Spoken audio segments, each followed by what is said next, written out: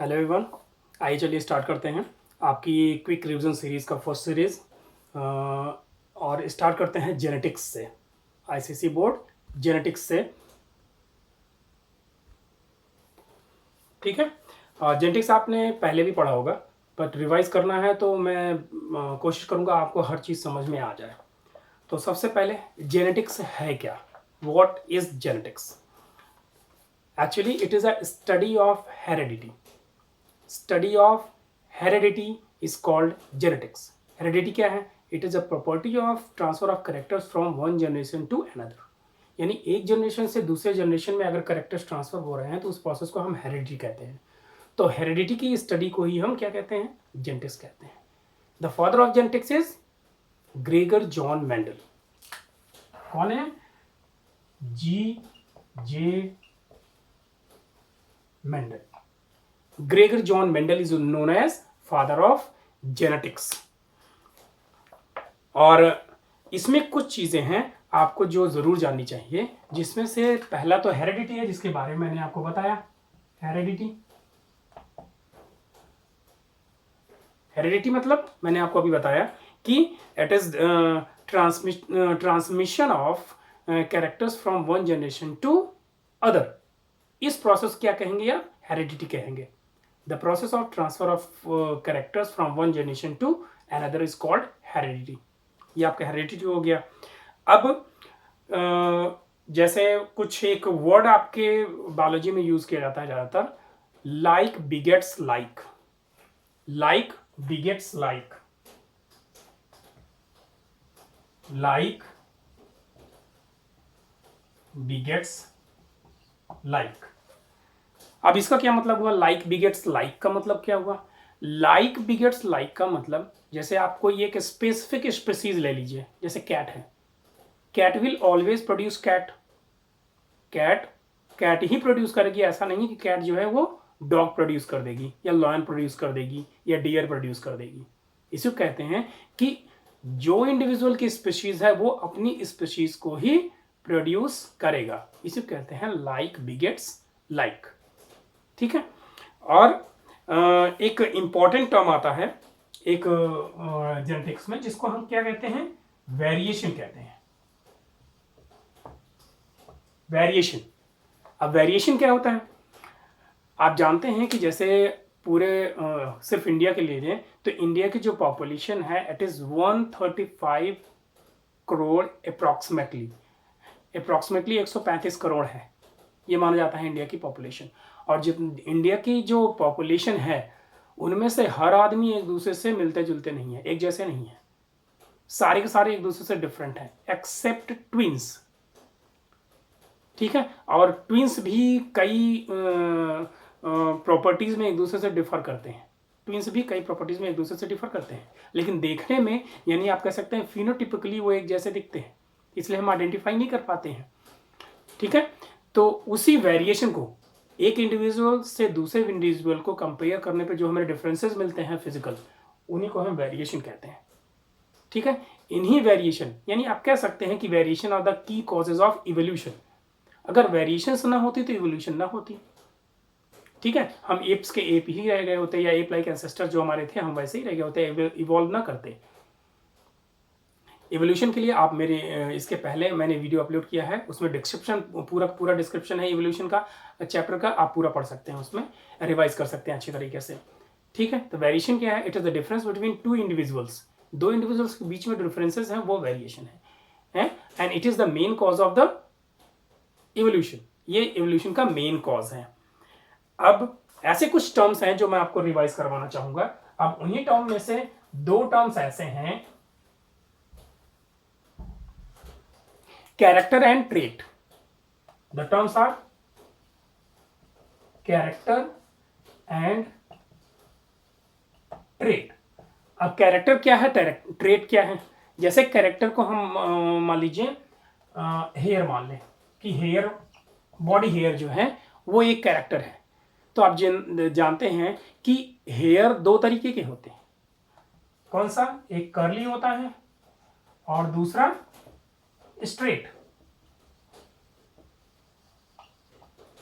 Curly and straight. Hair तो होते ही हैं सारी बॉडी, जितने भी ह्यूमन बींग्स हैं सबकी बॉडी में हेयर होते हैं, ठीक है। लेकिन उसमें भी दो तरह के होते हैं, एक कर्ली होता है, एक स्ट्रेट होता है, ठीक है। तो अगर हेयर को हम कैरेक्टर मान लें तो ये जो उसके टाइप्स हैं कर्ली एंड स्ट्रेट, ये ट्रेट हो गए, ठीक है। हेयर को अगर हम कैरेक्टर मान लें ह्यूमन बींग्स की स्पीशीज का, तो हेयर के जो टाइप्स हैं कर्ली और स्ट्रेट, वो उसके ट्रेट्स हो गए, ठीक है। ऐसा सिंपल सा एक लें, आई कलर, ठीक है। आई कलर तो आप जानते हैं कई तरह के होते हैं, कैसे, जैसे मोस्ट कॉमन क्या है, ब्लैक, ब्राउन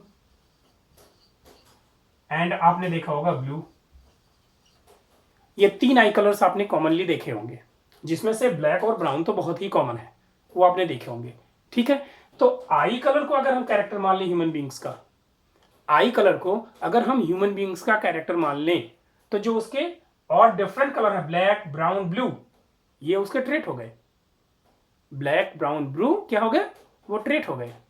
ये है डिफरेंस कैरेक्टर और ट्रेट में। यानी आप इनडायरेक्टली क्या कह सकते हैं, traits are the alternative form of character, traits are the alternative form of characters.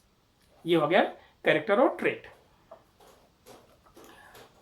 अब चलिए आगे कंटिन्यू करते हैं।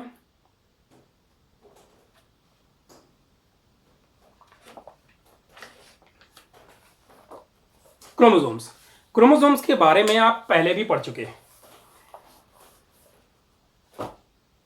क्रोमोसोम्स आप जानते हैं कहां पाए जाते हैं, आप जानते हैं हर सेल में क्रोमोसोम पाया जाता है, हर सेल में, न्यूक्लियस में, हर सेल के न्यूक्लियस में थ्रेड लाइक स्ट्रक्चर्स होते हैं। उन थ्रेड लाइक स्ट्रक्चर्स को हम क्या कहते हैं, क्रोमैटिन फाइबर्स कहते हैं। उन थ्रेड लाइक स्ट्रक्चर्स को हम क्या कहते हैं, क्रोमैटिन फाइबर्स। क्रोमैटिन फाइबर्स जब कंडेंस्ड हो जाते हैं, then they form chromosome during cell division. When chromatin fibers become condensed, they form chromosome, ठीक है, ड्यूरिंग सेल डिवीजन। और ऐसा कब होता है, सेल डिवीजन में ही होता है, ठीक है। और सेल डिवीजन में भी जो मेटाफेज कंडीशन है, मेटाफेज कंडीशन जिसमें क्रोमोसोम्स इक्वेटर पर आ जाते हैं, उसमें आप क्रोमोसोम्स को अच्छी तरीके से देख सकते हैं। They are distinctly visible in metaphase stage as they are on equator of the cell, यानी सेल के बीचों बीच इक्वेटर पे होते हैं, मिडिल लाइन पे होते हैं, ठीक है। और नंबर ऑफ क्रोमोसोम के बेसिस पे, जैसे आप जानते हैं जितने भी इंडिविजुअल्स हैं, ठीक है, क्रोमोसोम,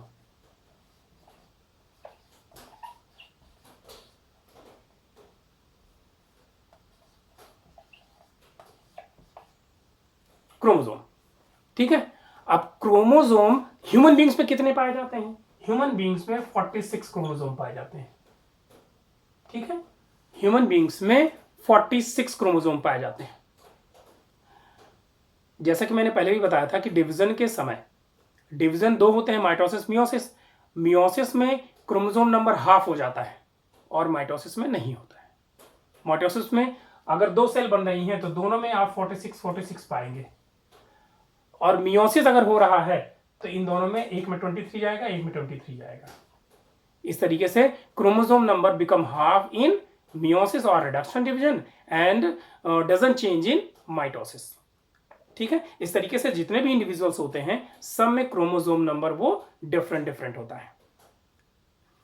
और इसके बाद आता है क्रोमोसोम के कुछ टाइप्स होते हैं on the basis of shape, size, इस तरीके से। तो एक होता है होमोलॉगस।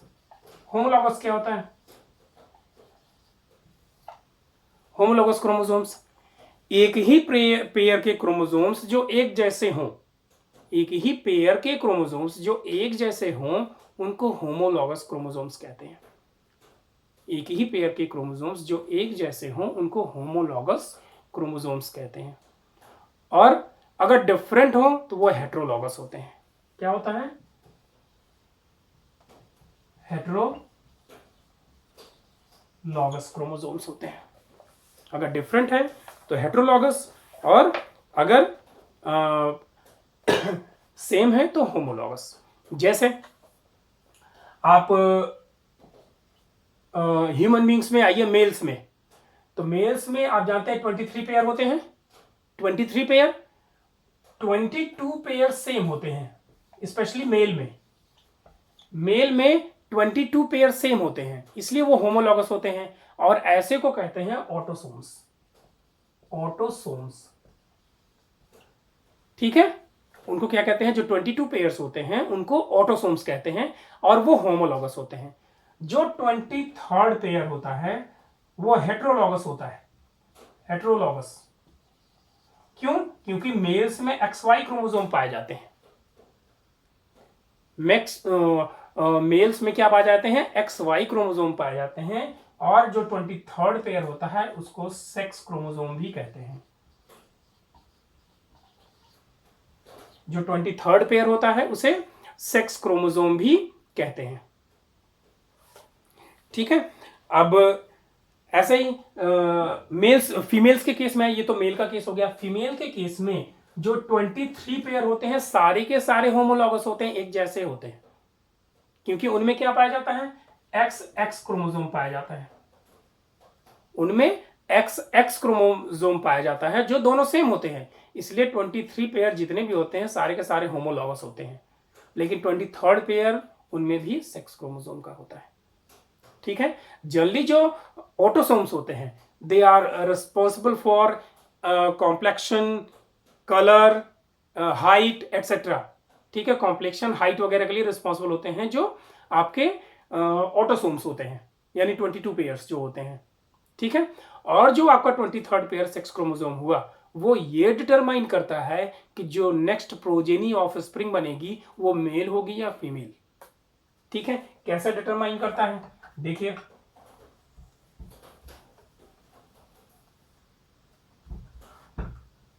मान लीजिए आप जानते हैं कि ड्यूरिंग फर्टिलाइजेशन 23 क्रोमोसोम्स फीमेल से आते हैं, 23 क्रोमोसोम्स मेल से आते हैं, तो टोटल कितना हो जाता है? 46, ठीक है।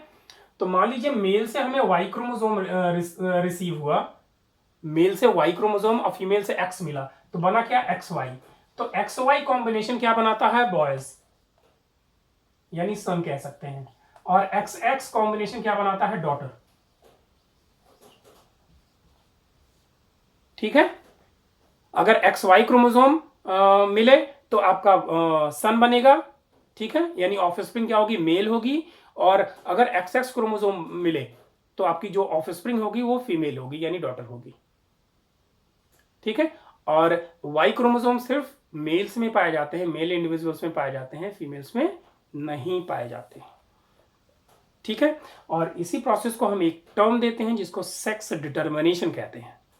सेक्स डिटर्मिनेशन मतलब ऐसा कौन सा क्रोमोसोम है, ऐसा कौन सा फैक्टर है जो ये डिटरमाइन करता है कि जो आपकी प्रोजेनी होगी वो मेल होगी या फीमेल होगी। तो इतने से आपको पता चल गया होगा कि ये जो डिटर्मिनेशन है it is based on the Y chromosome, यानी इसका बेसिस क्या है? वाई क्रोमोसोम है। वाई क्रोमोसोम अगर गया नेक्स्ट प्रोजेनी में तो मेल बनेगा, और अगर एक्स क्रोमोसोम गया तो फीमेल बनेगी, ठीक है। XY कॉम्बिनेशन मेल और XX कॉम्बिनेशन फीमेल बनता है, ठीक है। ये इसी कहते हैं आप सेक्स डिटर्मिनेशन। इसी के बेसिस पे जो इंडिविजुअल्स होते हैं नेक्स्ट जनरेशन में वो डिटरमाइन होते हैं, ठीक है। जनरली अब इसके बाद एक टर्म आता है जीन्स का। जीन्स क्या है? These are the specific sequences of DNA और nucleotide. Specific sequences of DNA and nucleotide. हमारी बॉडी में जो भी कैरेक्टरिस्टिक्स होती हैं, चाहे हाइट हो, चाहे कॉम्प्लेक्शन हो, चाहे हेयर स्टाइल हो, चाहे कर्ली हेयर हो, चाहे स्ट्रेट हेयर हो, चाहे जो भी हो, ठीक है, ये कौन डिटरमाइन करता है? These all characteristics are controlled by genes, a pair of genes जो आपके क्रोमोसोम में प्रेजेंट होते हैं। इसलिए जीन्स को कहा जाता है smallest unit of heredity, smallest unit of heredity, ठीक है। जीन्स भी कैरेक्टर को एक जनरेशन से दूसरे जनरेशन में ले जाते हैं, DNA भी ले जाते हैं, और आपके क्रोमोसोम भी ले जाते हैं। तो लार्जेस्ट यूनिट आपकी क्रोमोसोम हुई, स्मॉलेस्ट यूनिट जीन्स हुई, ठीक है, और मिडिल यूनिट आपकी DNA हुई, ठीक है। इसलिए कहा जाता है genes is the basic unit of heredity. और जीनोम क्या होता है? तो जैसे इसके पहले आपने डीएनए का डबल हेलिक्स मॉडल पढ़ा होगा, जो दिया था वॉटसन एंड क्रिक ने। डीएनए के डबल हेलिक्स मॉडल को किसने दिया था? वॉटसन एंड क्रिक ने। तो डबल हेलिक्स मॉडल में आप जानते हैं 2 हेलिक्सेस थे इस तरीके से, ठीक है।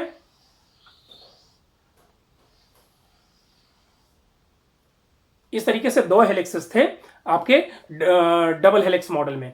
तो आप जानते हैं दोनों हेलिक्स या दोनों स्ट्रैंड्स जो है वो एक दूसरे के कॉम्प्लीमेंट्री होते हैं। दोनों एक दूसरे के कॉम्प्लीमेंट्री होते हैं, यानी जो बेस इसमें पाया जाएगा उसका जो कॉम्प्लीमेंट बेस है वो इसमें पाया जाएगा। इसमें मान लो ए है, इसमें टी होगा, दो एक दूसरे के कॉम्प्लीमेंट है, ठीक है। कॉम्प्लीमेंट का मतलब ये स्ट्रैंड इसको कंप्लीट करता है, इसलिए कॉम्प्लीमेंट्री स्ट्रैंड्स कहे जाते हैं इनको, क्योंकि दोनों स्ट्रैंड एक दूसरे को कंप्लीट करते हैं। तो अगर इन दोनों स्ट्रैंड को फुल्ली हम टॉप से बॉटम तक सेपरेट कर दें, इस पूरे एक स्ट्रैंड को बिना ब्रेक किए हुए हम सेपरेट कर दें, तो वो होगा जीनोम आपका, ठीक है। डीएनए के पूरे एक स्ट्रैंड को बिना ब्रेक किए हुए हम पूरी तरीके से सेपरेट कर दें, तो एक स्ट्रैंड को हम जीनोम कहेंगे, ठीक। वैसे कुछ सालों पहले डीएनए की सीक्वेंसिंग स्टार्ट हुई थी, और ये बिलीव किया जाता था कि अगर डीएनए की सीक्वेंसिंग प्रॉपर हो गई तो ह्यूमन बींग्स जैसा चाहेंगे उनके बॉडी में वैसा चेंज किया जा सकता है। लेकिन उसके बाद उस प्रोजेक्ट का कुछ पता नहीं चला। अब इसके बाद 2 टर्म्स आते हैं, जैसा कि आपको कैरेक्टर और ट्रेट बताया गया था, वैसा ही एक टर्म और आता है जिसको जीन्स और एलील्स कहते हैं।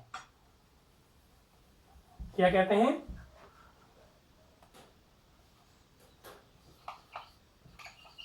Genes and alleles.